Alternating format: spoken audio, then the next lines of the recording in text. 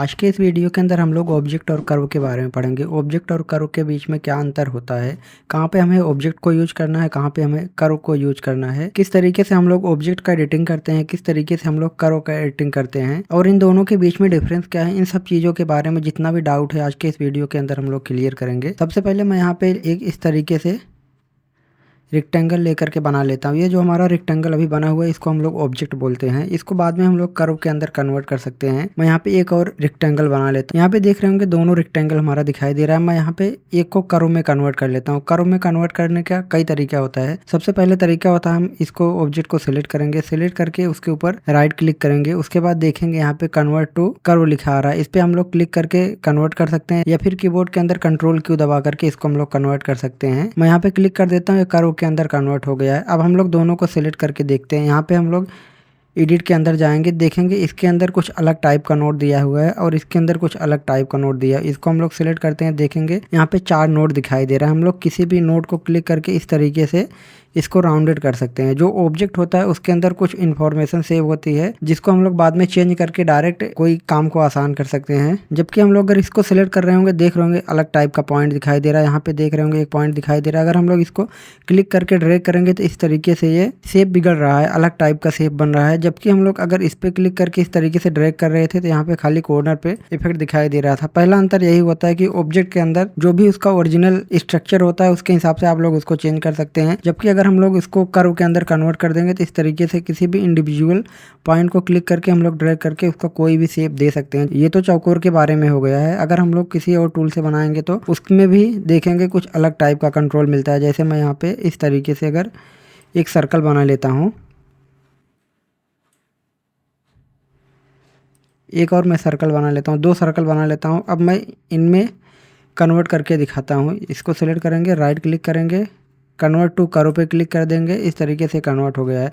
अब हम लोग यहाँ पे रीशेप मोड में जा कर के देखते हैं। यहाँ पे जाएंगे, शेप टूल लेंगे, उसके बाद देखेंगे यहाँ पे क्लिक करके इसको हम लोग इस तरीके से ड्रैग कर सकते हैं, इसका शेप चेंज कर सकते हैं। जबकि अगर हम लोग इसके अंदर आते हैं, देखेंगे वही हमारा दिखाई दे रहा है गोले के अंदर खाली चेंजिंग करने के लिए। इस तरीके से हम लोग इसको खाली गोले के अंदर ही चेंजिंग कर सकते हैं।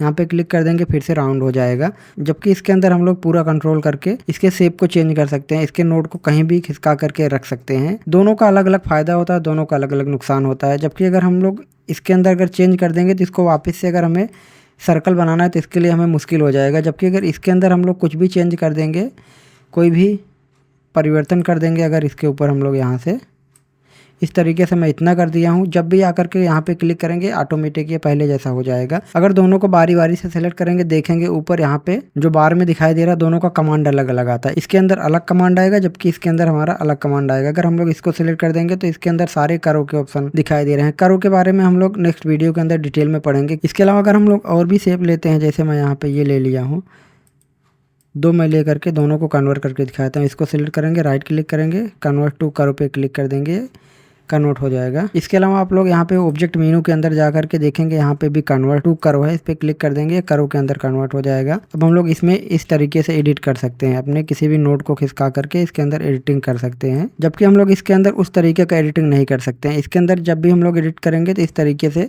ऑब्जेक्ट के कंट्रोल जिस तरीके से दिए होंगे उसके हिसाब से हमारा एडिटिंग होगा। इसके अंदर हम लोग अपने शेप को मेंटेन रखते हुए जो भी कंट्रोल पॉइंट है उसके हिसाब से एडिटिंग कर सकते हैं। बाकी अगर हमें और ज़्यादा एडिटिंग करना होगा तो हम लोग इसको कर्व के अंदर कन्वर्ट कर सकते हैं। इसके अलावा हम लोग कॉमन शेप में भी सेम वही टेक्निक यूज कर सकते हैं। जैसे मैं यहाँ पे कॉमन शेप ले लेता हूँ, यहाँ से अगर इस तरीके से ड्रैग करके इसको बना दिए हैं। अगर हम लोग इसमें आकर के एडिटिंग करना चाहें यहाँ से शेप टूल लेके, तो इस नोट को क्लिक करके हम लोग इस तरीके से इसको चेंज कर सकते हैं। जो भी यहाँ पे कंट्रोल पॉइंट होगा उसी के हिसाब से यहाँ पे चेंजिंग होगा।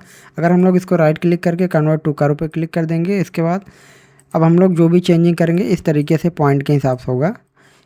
आज के इस वीडियो में इतना ही, मिलते हैं नेक्स्ट वीडियो के अंदर।